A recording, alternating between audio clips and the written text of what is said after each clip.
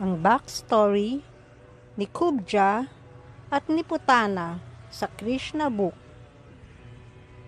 Si Surpanaka na humanga sa kagwapuhan ni Lord Rama ay nagbago ng anyo bilang isang magandang babae at lumapit kay Lord Rama upang makasama siya. Ngunit dahil si Lord Rama ay tapat kay Sita at may prinsipyo ng pagiging isang asawa lamang, magalang niyang tinanggihan si Surpanaka at itinuro siya kay Lakshmana. Si Lakshmana naman ay tumanggi rin. Sinabing isa lamang siyang lingkod at walang karapatang makipag-ugnayan sa iba maliban sa kanyang Panginoon. Sa labis na pagkadismaya at galit sa pagtanggi, sinubukan ni Surpanaka na saktan si Sita. Bilang tugon, ipinagtanggol ni Lakshmana si Sita sa pamamagitan ng pagputol sa ilong at sa tenga ni Surpanaka. Ang mga pangyayaring ito ay nagtanim ng binhi ng mga susunod na pangyayari na humantong sa pagkadukot ni Sita, ni Ravana at sa huli sa dakilang laban sa Lanka.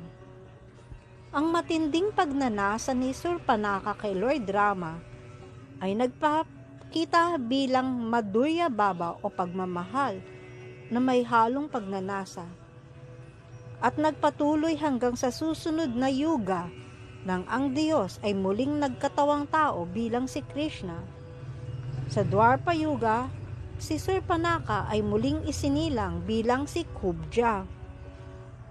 Isang kubang babae si Kubja na naglilingkod bilang alipin ni Kamsa at nagdadala ng mga mababangong langis. Nang pumasok si Krishna sa Mathura, nakatagpo niya si Kubja na may pisikal na kapansanan at may kuba. Sa kabila ng kanyang depekto, maganda ang mukha ni Kubja at dala niya ang mga pinakaunang klaseng ng pabango. Si Krishna na naakit sa kanyang debosyon ay lumapit kay Kubja na may kaakit-akit na ngiti at humiling ng mababangong langis na nakalaan para kay Kamsa. Si Kubja labis na humanga sa kagandahan at kabaitan ni Krishna ay buong pusong nag-alay sa kanyang ng pinakamabango sa kanyang mga langis ng walang pag-aatubili. Ipinatong ni Krishna ang kanyang mga daliri sa paa sa mga daliri ng paa ni Kubja at itinaas ang kanyang baba gamit ang kanyang mga daliri sa kamay sa isang himala na wala ang kuba ni Kubja at siya ay naging isang napakagandang babae. Ang pagkilos na ito ay sumasagisag sa kakayahan ng Panginoon na makita ang lampas sa pisikal na mga kakulangan at kilalanin ang paloob na debosyon at potensyal ng kanyang mga tagasunod. Si Kubja ngayon nagbago at pinagpala ng haplos ni Krishna ay nakaranas ng banal na kasiyahan. Si Putana ay may backstory na nag-uugnay sa kanya kung bakit siya nagpasuso kay Krishna at sinubukan niyang patayin si Krishna.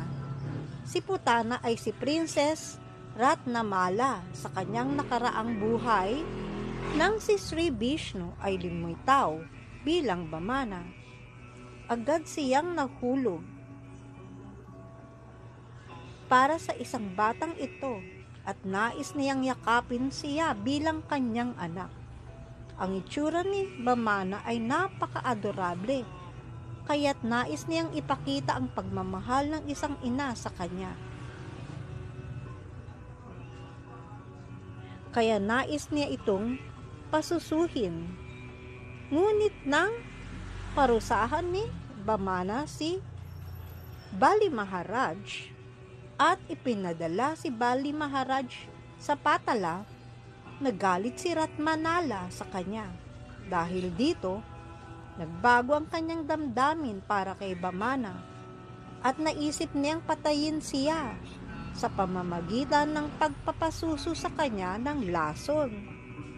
Kaya naman, sa kanyang susunod na buhay, nang ipinanganak si Ratnamala bilang si Putana, naisip niyang matutupad ang dalawa niyang hangarin. Maaari niyang pasusuin ng sanggol at ipainom dito ang lason. Gayunpaman, matapos niyang makamit ang moksha, nakakuha si Putana ng lugar para sa kanyang sarili sa tahanan ni Vishnu. Dahil tinawag siya na kanyang ina. Haribol. Krishna Krishna.